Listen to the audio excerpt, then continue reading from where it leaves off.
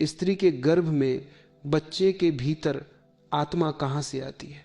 यह प्रश्न साधारण नहीं है, यह जिज्ञासा नहीं है, यह अस्तित्व की खटखटाहट है। यह सवाल तभी उठता है जब मन शरीर से आगे देखना चाहता है, जब तुम सिर्फ मांस, हड्डी और खून नहीं देख रहे होते, बल्कि जीवन के पीछे छिपी हुई चेतना को महसूस करने लगते हो। अधिकतर लोग इस प्रश्न को धार्मिक बना देते हैं। कोई कहता है आत्मा भगवान भेजता है, कोई कहता है आत्मा स्वर्ग से आती है, कोई कहता है पिछले जन्म का हिसाब है। लेकिन सच यह है, आत्मा कहीं से आती नहीं, क्योंकि जो आता है वह कभी न कभी जाता भी है। आत्मा ना आती है न जाती है, आत्मा होती है। तुम जिस भाषा में सवाल पूछ रहे हो कहां से आती है, वह भाषा ही भ्रम पैदा करती है। यह भाषा स्थान की है, दिशा की है, लेकिन आत्मा किसी स्थान में बंधी हुई नहीं है। वह आकाश की तरह है। आकाश कहीं से आता नहीं, कहीं जाता नहीं। कमरे बनते हैं, टूटते हैं, आकाश वहीं रहता है। स्त्री का गर्भ कोई फैक्ट्री नहीं है जहां आत्मा डाली जाती हो। गर्भ एक द्वार है, एक ऐसा द्वार जहां चेतना पहली बार शरीर से जुड़ती है। शरीर बनता है धीरे धीरे, कोशिकाएं विभाजित होती हैं, अंग बनते हैं, लेकिन चेतना बनती नहीं। चेतना पहले से है। इसे ऐसे समझो, जब एक दीपक जलता है तो आग कहां से आती है? लकड़ी, तेल, बाती, ये सब माध्यम है। आग प्रकट होती है, पैदा नहीं होती। स्त्री का गर्भवाती है, शरीर तेल है और चेतना आग है। गर्भ में जो प्रवेश करता है वह आत्मा नहीं है। आत्मा प्रवेश नहीं करती। आत्मा पहले से उपस्थित चेतना है जो एक नए शरीर से जुड़ जाती है। इसलिए यह कहना कि आत्मा कहां से आई गलत सवाल है। सही सवाल यह है, चेतना इस शरीर से कब और कैसे जुड़ी। और यह जुड़ाव कोई घटना नहीं है, यह एक प्रक्रिया है। कोई एक क्षण नहीं है जब अचानक आत्मा आ गई। यह धीरे धीरे घटता है, जैसे सुबह धीरे धीरे होती है। कोई एक पल नहीं बता सकता कि रात कब खत्म हुई और दिन कब शुरू हुआ। गर्भ में पल रहा शिशु पहले शरीर है, फिर जीवन है, फिर जागरूकता है। चेतना धीरे धीरे उस शरीर में अभिव्यक्त होती है। इसीलिए गर्भ में मां की अवस्था, उसका मन, उसकी शांति, उसका डर सब बच्चे को छूता है, क्योंकि चेतना संवेदनशील है, वह वातावरण से प्रभावित होती है। यही कारण है कि गर्भ सिर्फ जैविक प्रक्रिया नहीं है, वह मानसिक और चेतनात्मक घटना है। स्त्री सिर्फ शरीर नहीं रच रही, वह एक चेतना को आमंत्रित कर रही है। अब प्रश्न उठता है, क्या यह चेतना नई है? नहीं, चेतना कभी नई नहीं होती। नया शरीर होता है, नया नाम होता है, नया रूप होता है, लेकिन चेतना वही रहती है, असीम, अनंत। इसीलिए बच्चे पैदा होते ही अलग अलग होते हैं। कोई शांत होता है, कोई बेचैन, कोई संवेदनशील होता है, कोई आक्रामक।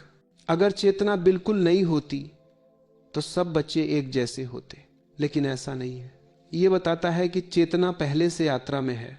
यात्रा शरीरों के माध्यम से होती है। एक शरीर छूटता है, दूसरा मिलता है, लेकिन चेतना न जन्म लेती है न मरती है। इसे पुनर्जन्म कहो या चेतना की निरंतरता, शब्द महत्वपूर्ण नहीं है, समझ महत्वपूर्ण है। जब मृत्यु होती है तो शरीर टूटता है, लेकिन चेतना टूटती नहीं। वह किसी रूप में, किसी आयाम में, किसी नए गर्भ की संभावना बन जाती है। और जब परिस्थितियां अनुकूल होती हैं, एक स्त्री का गर्भ, एक पुरुष का बीज, एक वातावरण, तब चेतना उस संभावना से जुड़ जाती है। यह चयन संयोग नहीं होता, यह आकर्षण से होता है। चेतना उसी शरीर की ओर खींचती है जो उसके अगले अनुभव के लिए उपयुक्त हो। इसलिए हर जन्म एक निरंतरता है, कोई दुर्घटना नहीं। अब एक गहरी बात समझो, आत्मा बच्चे के भीतर नहीं रहती, बच्चा आत्मा के भीतर रहता है। जैसे लहर समुद्र में होती है, समुद्र लहर में नहीं। लेकिन लहर को भ्रम हो सकता है कि मैं अलग हूं। बच्चा धीरे धीरे मैं कहना सीखता है, यहीं से अहंकार जन्म लेता है और आत्मा पर्दे के पीछे चली जाती है। लेकिन आत्मा कभी गई नहीं थी, वह हमेशा वहीं थी, देखती हुई, साक्षी बनी हुई। इसलिए जब तुम पूछते हो गर्भ में आत्मा कहां से आती है, असल में तुम पूछ रहे हो मैं कौन हूं। और यही सबसे बड़ा प्रश्न है। अगर तुम शरीर हो तो तुम पैदा हुए, अगर तुम मन हो तो तुम बने। लेकिन अगर तुम चेतना हो तो तुम हमेशा थे। इस प्रश्न का उत्तर विज्ञान नहीं दे सकता, क्योंकि विज्ञान वस्तुओं को मापता है। चेतना कोई वस्तु नहीं है, यह अनुभव है। इसे केवल जाना जा सकता है, समझाया नहीं जा सकता। और धर्म भी अक्सर इसे बिगाड़ देता है, क्योंकि वह विश्वास थोपता है। लेकिन चेतना विश्वास नहीं मांगती, वह अनुभव मांगती है। अगर तुम शांत होकर अपने भीतर देखो, अगर तुम अपनी सांसों को देखो, अगर तुम अपने विचारों को आते जाते देखो, तो धीरे धीरे तुम्हें एहसास होगा कि तुम विचार नहीं हो, तुम शरीर नहीं हो, तुम देखने वाले हो। वही देखने वाला गर्भ में भी था, अब भी है, और शरीर छूटने के बाद भी रहेगा। स्त्री का गर्भ सिर्फ एक पड़ाव है, आत्मा की यात्रा का एक मोड़। इसलिए गर्भ को पवित्र कहा गया है, क्योंकि वहां कोई भगवान नहीं उतरता, वहां चेतना प्रकट होती है।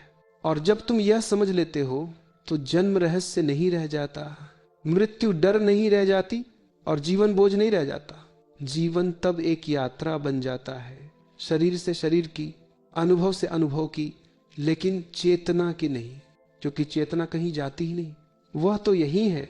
अभी से और गहराई में ले चलते हैं, क्योंकि यह विषय जितना सुना गया है उतना समझा नहीं गया। और जब तक समझ भीतर नहीं उतरती, तब तक यह सवाल सिर्फ शब्द बना रहता है। तुम पूछते हो, स्त्री के गर्भ में बच्चे के भीतर आत्मा कहां से आती है, लेकिन इस प्रश्न के भीतर एक और प्रश्न छुपा है, क्या जीवन सिर्फ शरीर है? अगर जीवन सिर्फ शरीर होता तो यह सवाल पैदा ही नहीं होता। यह सवाल तभी उठता है जब तुम्हें भीतर कहीं यह एहसास होने लगता है कि शरीर से कुछ ज्यादा है। देखो, शरीर तो माता पिता से मिलता है, यह विज्ञान भी मानता है। शरीर कोशिकाओं से बनता है, डीएनए से बनता है, वंशानुगत गुणों से बनता है। लेकिन जो शरीर को देख रहा है, जो शरीर के भीतर अनुभव कर रहा है, वह क्या है? वही चेतना है, वही आत्मा है। और यह चेतना किसी कारखाने में नहीं बनती, चेतना बनाई नहीं जाती। चेतना घटती है, प्रकट होती है। जैसे सूरज निकलता नहीं, दिखाई देता है, जैसे संगीत पैदा नहीं होता, बजता है, उसी तरह चेतना भी कहीं से आती नहीं, वह बस प्रकट होती है। स्त्री का गर्भ इस प्रकट होने की सबसे सूक्ष्म जगह है। वहां शरीर धीरे धीरे आकार लेता है और चेतना धीरे धीरे अभिव्यक्त होने लगती है। कोई एक क्षण नहीं है जहां कहा जा सके अब आत्मा आ गई। यह प्रक्रिया नदी की तरह है, धीरे, मौन में, बिना शोर के। इसीलिए गर्भ में मां का मन इतना महत्वपूर्ण होता है। अगर आत्मा बाहर से आती होती तो मां के मन का क्या अर्थ होता? लेकिन अनुभव बताता है मां का डर, मां की शांति, मां का प्रेम, सब बच्चे के भीतर उतरता है। इसका अर्थ साफ है, जो भीतर आ रहा है वह संवेदनशील चेतना है, कोई जड़ वस्तु नहीं। अब एक और गहरी बात समझो, आत्मा किसी व्यक्ति की नहीं होती, आत्मा व्यक्ति से पहले होती है। व्यक्ति आत्मा का परिणाम है, आत्मा व्यक्ति का परिणाम नहीं। इसलिए यह कहना कि बच्चे की आत्मा भी पूरी सच्चाई नहीं है। सच यह है, आत्मा अपने अनुभव के लिए एक बच्चे का रूप लेती है। जैसे अभिनेता अलग अलग किरदार निभाता है, वैसे ही चेतना अलग अलग शरीरों में प्रकट होती है। किरदार बदलते हैं, अभिनेता नहीं बदलता। नाम बदलते हैं, रूप बदलते हैं, परिस्थितियां बदलती हैं, लेकिन देखने वाला वही रहता है। इसीलिए कभी कभी छोटे बच्चे ऐसी बातें कहते हैं जो किसी ने उन्हें सिखाई नहीं होती। कभी वे अकारण डरते हैं, कभी अकारण प्रेम करते हैं। यह कोई चमत्कार नहीं है, यह स्मृति नहीं है, यह संस्कार है, चेतना में जमा हुआ अनुभव। और यहां पुनर्जन्म की बात आती है। इसे मानना या ना मानना मुद्दा नहीं है। मुद्दा यह है कि चेतना निरंतर है। अगर चेतना निरंतर है तो वह एक शरीर में बंद कैसे रह सकती है? शरीर टूटता है, चेतना नहीं टूटती। शरीर बदलता है, चेतना नहीं बदलती। मृत्यु के समय क्या होता है? शरीर रुक जाता है, सांस रुक जाती है, लेकिन क्या देखने वाला भी रुक जाता है? जिसने जीवन भर शरीर को देखा, क्या वह शरीर के साथ मर सकता है? देखने वाला कभी देखा गया नहीं हो सकता। जो देखा गया है वही मिटता है। इसलिए मृत्यु अंत नहीं है। मृत्यु सिर्फ एक रूप का अंत है, चेतना के लिए यह बस एक मोड़ है। और जहां भी जीवन के लिए परिस्थितियां बनती हैं, वहां चेतना फिर से प्रकट होती है। यह प्रकट होना किसी भगवान के आदेश से नहीं होता, यह प्राकृतिक है। जैसे बीज को मिट्टी मिलती है, पानी मिलता है, धूप मिलती है तो अंकुर फूटता है।